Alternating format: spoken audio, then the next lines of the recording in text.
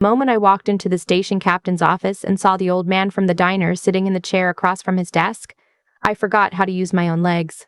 He wasn't wearing the canvas jacket with the frayed collar anymore. He was in a pressed navy uniform with a gold collar device I didn't recognize at first, and a department ID badge clipped where the jacket pocket used to gape open. I stood there with my hand still on the door handle, and I think my mouth actually came open a little. He looked at me the same way he had 3 weeks before. Over a cup of coffee, he'd let go cold while he patted his pockets for a card that wasn't there. Calm. Like he'd already known I'd be the one walking through that door. "Sit down, Reyes," the captain said. I sat.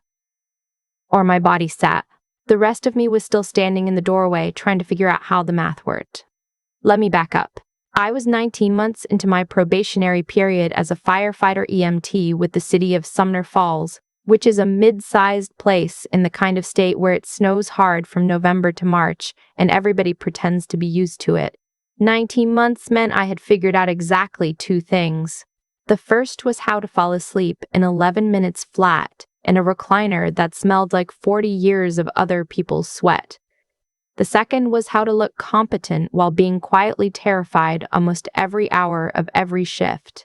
Station 6 was an old house brick, 3 bays, built back when trucks were smaller and men were apparently shorter, because I cracked my head on the same low beam by the gear lockers at least twice a month.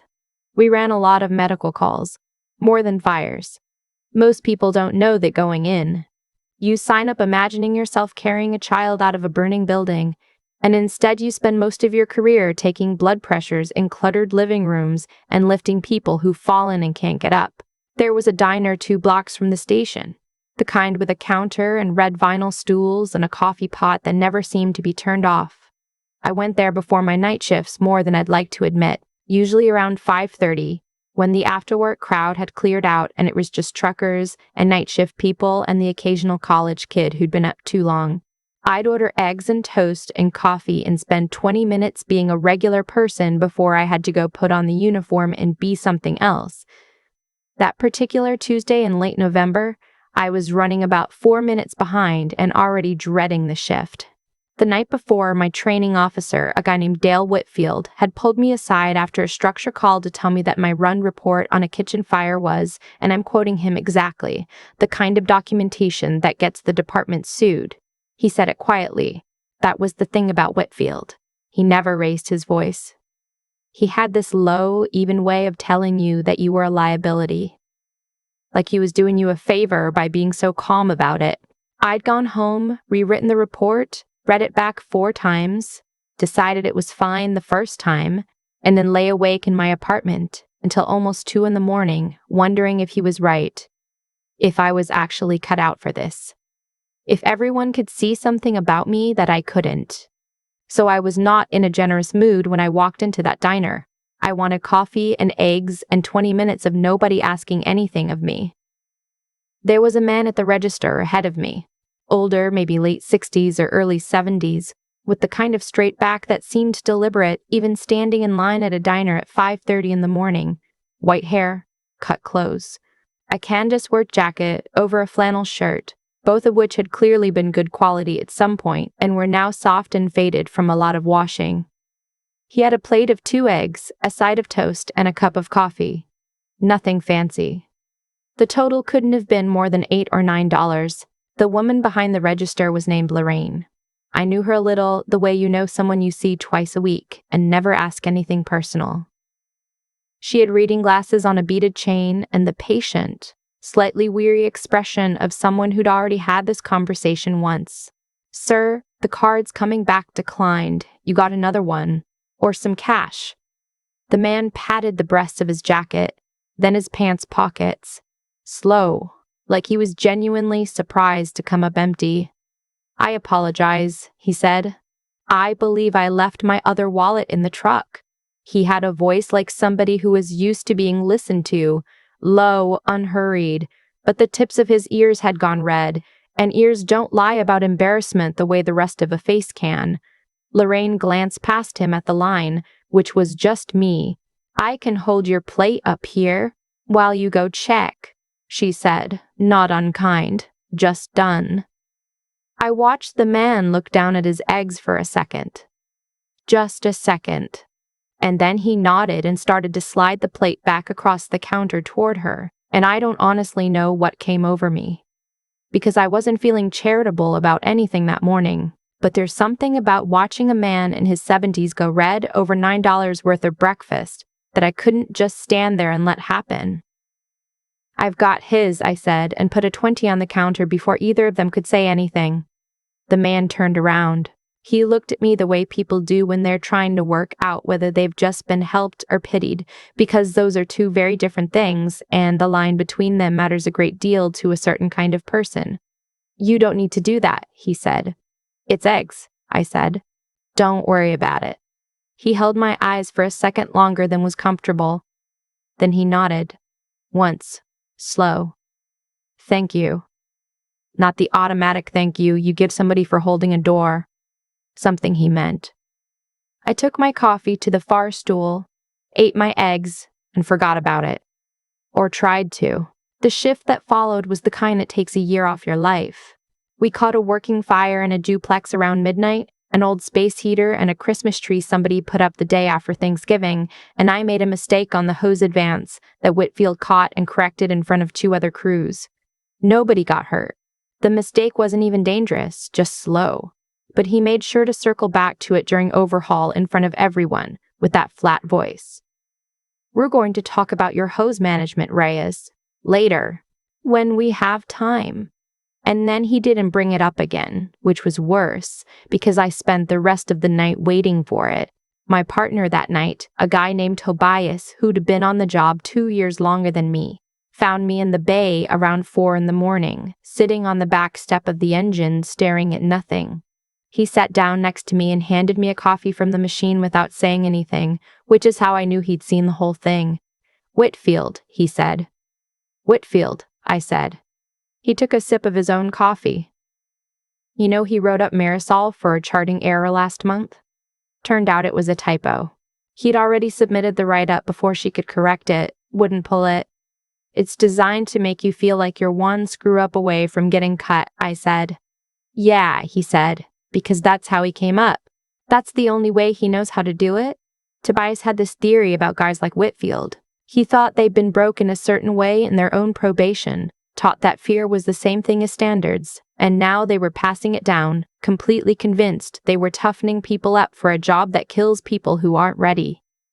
He didn't think Whitfield was cruel exactly. He thought Whitfield was a man who'd never once questioned the thing that had hurt him. I appreciated the theory. It did not make me feel any better. The weeks after that fell into a rhythm. I came in early. I rewrote every report twice. I started carrying a little notebook in my chest pocket, and every time Whitfield drilled me on something I didn't know cold, I'd write down the question so I'd never get caught flat on it again. Pump pressures, fire flow calculations, the signs of a backdraft, drug dosages for cardiac calls. I read more in those weeks than I had in the whole academy, and I still ended up on the wrong end of Whitfield's quiet disappointment twice a week minimum. He had a real talent for finding the one thing you hadn't prepared for and landing on it in front of the crew. Never loud, just precise, like he was threading a needle through the one gap in your seam. One morning, I came in on my day off, just to follow up on a patient we'd transported. An older woman with chest pain whose case had been bugging me. I'd second-guessed my read on her EKG the whole drive in and wanted to know how it turned out. She'd had a real heart attack. My read had been right. We'd gotten her to the cath lab fast enough that it made a difference. When I mentioned it to Whitfield, he gave me a single nod. No good catch. No nice work. Just a nod, and then he moved on to telling me the day room floor needed mopping. I told myself the nod was something. I wasn't sure I believed it. About 3 weeks after the morning in the diner, I saw the old man again. I was coming out of the grocery store near the station, and there he was in the parking lot in the same canvas jacket, talking to a woman I half recognized. She was one of the city's people, an administrator type, somebody I'd seen at a budget meeting the department got dragged to once. She had her hands folded in front of her, and was nodding the way you nod when you're being very, very careful to seem like you're listening. The old man saw me before I could decide whether to wave or just keep walking. He gave me the same nod he'd given me at the diner, easy, like he had all the time in the world for it. I nodded back and loaded my groceries into my truck and thought about it on and off for the rest of the day. Not obsessively. Just the way you keep poking at something small that doesn't quite fit the shape of everything around it. The next morning, the captain's office called the bay and said he wanted to see me before the shift change. Our captain was a man named Glenn Aldridge. He'd run Station 6 for 14 years, and he was the kind of leader who was tough but straight, who'd chew you out and then buy you a sandwich, who you could disagree with as long as you could back it up. He did not call probies into his office for nothing. In my experience, getting called in meant something had happened, and it was either very good or very bad, with not a lot of room in between. I knocked. He said, "Come in." And when I opened the door and saw the old man from the diner sitting in the chair across from his desk, in that navy uniform with the gold on the collar, I stopped moving. "Sit down, Rays," Aldridge said. I sat. Nobody said anything for a second. Then the old man leaned forward a little and said, "I think we've met." His name was Deputy Chief Howard Tennant. He had spent 31 years in the fire service, most of it in a much bigger city, 2 states over. Line firefighter, engine company officer, training division, eventually deputy chief over operations. For the last few years, after he'd retired from active duty, he'd been doing consulting work, going into departments and assessing what he called the gap between what a department says it values and what it actually rewards.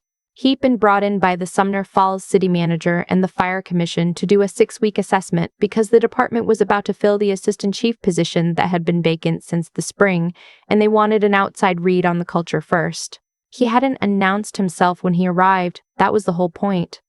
You can't assess how people really treat each other if they know they're being watched. I sat across from the two of them and took all this in one piece at a time, because my brain was not equipped to absorb it all at once at 7 in the morning. "I want to be straight with you, Rays," Tennant said, "because I think you've earned that." He had a way of talking that made you feel like every word had been chosen on purpose, not performed.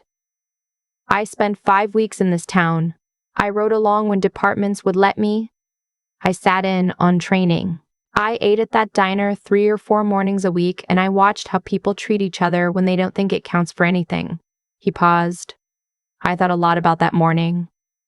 The eggs, the red ears, the plate getting pushed back across the counter. "That morning," I said, and my voice came out smaller than I wanted. "Your card. You did that on purpose." He looked at me for a moment.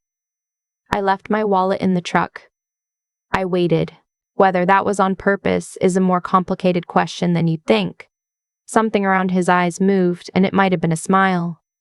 I'd stood in that line a dozen mornings. Most people stare at their phones. I was curious what would happen if somebody's card came up short and there was a line behind him. Wanted to see who'd do what. Aldridge was watching me with an expression I couldn't read.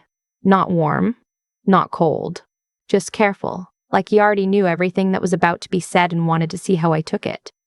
"I also watched how this department trains its probationary members," Tennant said, and his tone shifted.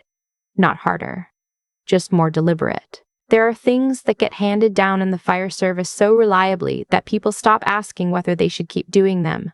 The belief that humiliation builds toughness. That fear keeps you sharp on the fire ground. That the way to make a firefighter who won't get somebody killed is to make sure they feel, every single shift, that they're one mistake away from getting cut loose." He picked up a folder off the edge of Aldridge's desk. I hadn't even noticed it sitting there. "I rode with your crew on 4 separate shifts," he said. "I watched how Whitfield runs a training evolution, how he talks to his probies, not just you, all of them." He set the folder back down without opening it. "There's a kind of heart that builds firefighters who run toward the bad thing because they trust the people next to them. And there's a kind of heart that builds firefighters who are mostly just afraid and who learn to pass that fear right on down to the next person who walks through the door. Those aren't the same thing. And on this job, the difference can get somebody killed." I didn't say anything. There was nothing I could say that wouldn't sound like I was either agreeing too fast for defending a man I had no reason to defend. That report you turned in 3 weeks ago, Tennant said. The kitchen fire. It came back to you marked up. My stomach dropped. I read the original, he said. It wasn't the kind of thing that gets a department sued. It was clear, it was accurate, and it laid out the sequence and the decision points exactly the way a good report should. He folded his hands. It got marked up because of a couple of word choices that weren't how your training officer would have phrased them. Not factually wrong, just not his style. The office was very quiet. I had rewritten that report. I had lain awake until 2 a.m. over that report. I'm not here to settle a grudge for you, Tennant said. That's not what this is. The chief and the commission and I have been talking about some structural things, and those conversations are going to keep going whether you're in this room or not. He looked at me steadily. But I wanted to talk to you myself because I watched how you took being treated that way. And I watched what you did with it. I thought about the notebook in my chest pocket. The extra hours, the day off I'd burned following up on a patient nobody asked me to follow up on. You didn't get smaller, he said. You got more careful. And there's a real difference between those two things, even if it doesn't feel like it from the inside. I realized my hands were knotted together in my lap, and I was holding on harder than I meant to. The diner, I said, because for some reason I needed him to understand it. I wasn't trying to make a point. I wasn't thinking about anything. I just didn't want to watch somebody's breakfast get taken away from him. He nodded. I know, he said. That's exactly why it told me something. Aldridge spoke for the first time since I'd sat down. We're not asking you to do anything today, or decide anything, he said. Chief Tennant wanted to talk to a few people personally as part of the assessment. You're one of them. That's all this is, for now. I nodded. One more thing, Tennant said. And you leaned forward the way people do when they want to make sure the next part lands square. The way you were treated this month is not the standard in this house, or the standard anybody intends to keep. There are changes coming. To how probation gets run here, to certain supervisory assignments. Those decisions are already made. He paused. You didn't cause them, and you don't have to carry them, but you should know they're coming, and you should know why.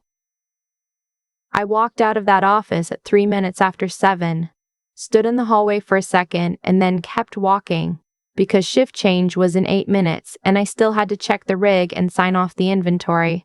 Tobias caught me in the bay. He set a coffee on the workbench next to me without asking. I told him about it in pieces, the way you tell somebody about a wreck you were in. Not because you're being dramatic, but because the order of it still doesn't feel like it happened the way it happened. He listened the whole way through without cutting in, which was one of the better things about him. When I finished, he said, The eggs. The eggs, I said.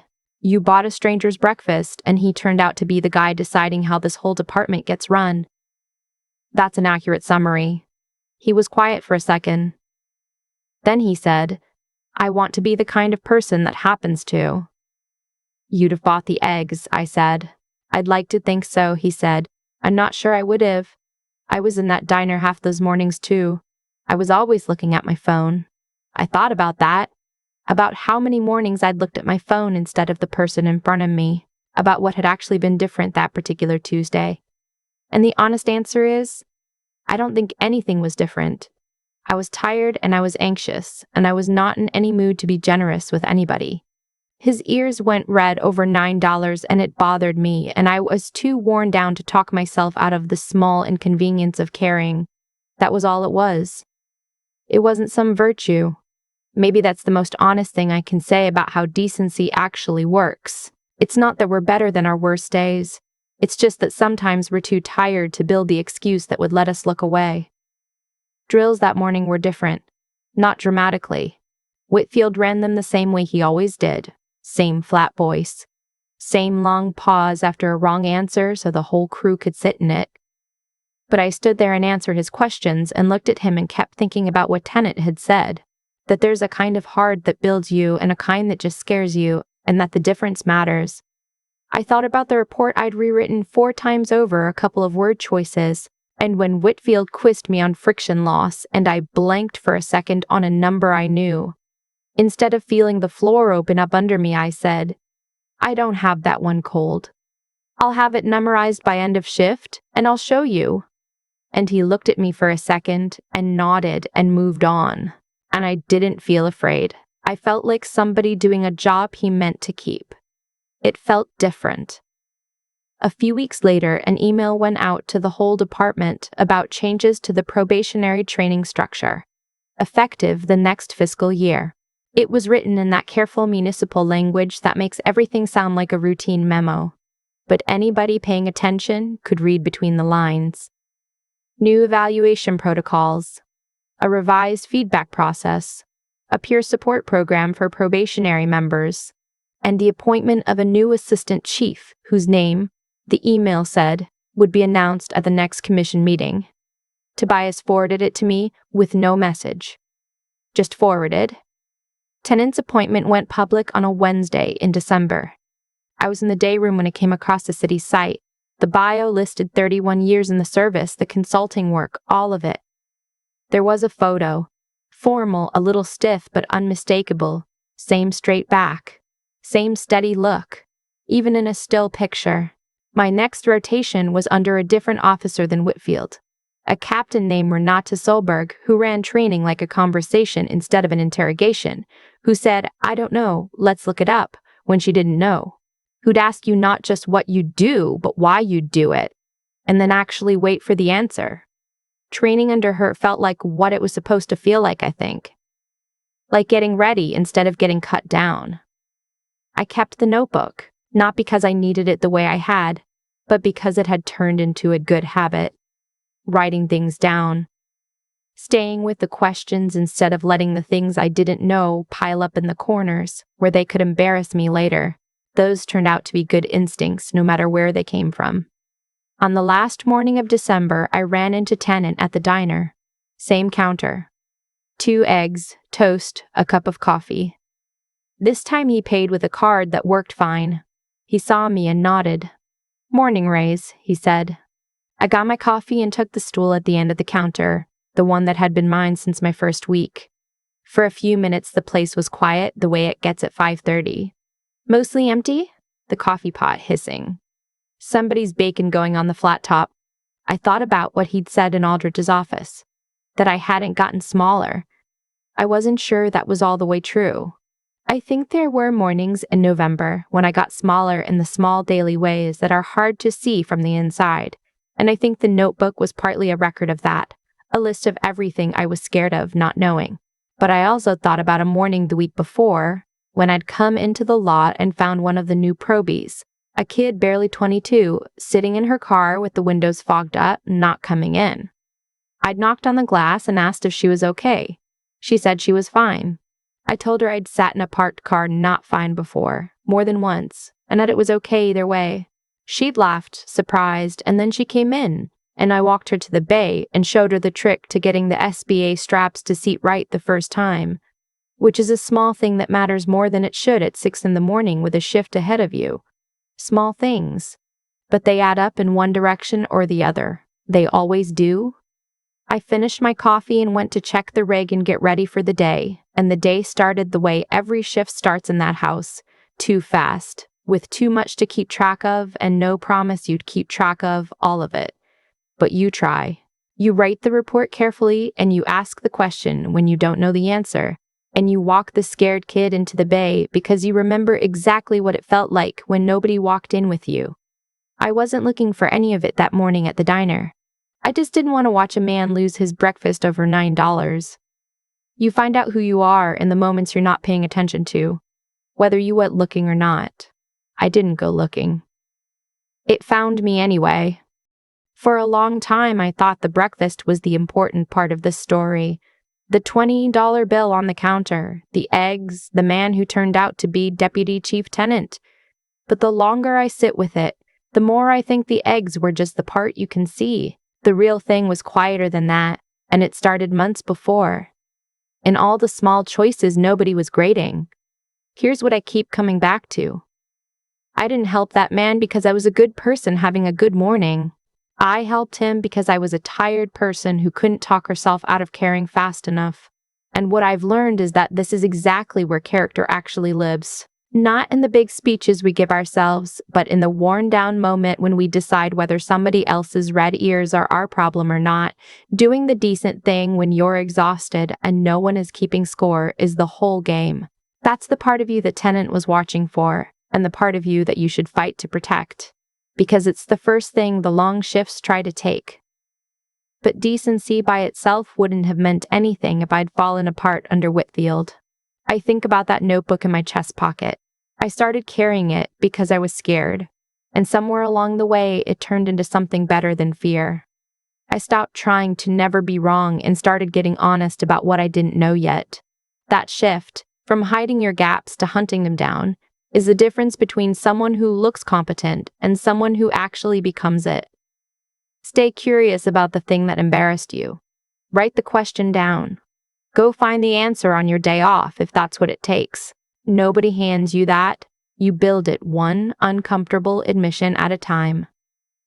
And then there's the part that almost broke me, the lying awake until 2 part. Whitfield made me feel like I was one mistake from being cut, and the temptation was to get smaller, to shrink down until I was too careful to ever risk anything. Tennant said I didn't get smaller. I got more careful, and I've decided to believe him because the alternative is letting somebody else's cruelty rewrite who I am. The grit isn't pretending the hard thing didn't hurt. It's getting up the next shift, saying I don't have that one cold yet, I'll have it by tonight, and meaning it without flinching. If you take anything from what happened to me, let it be this.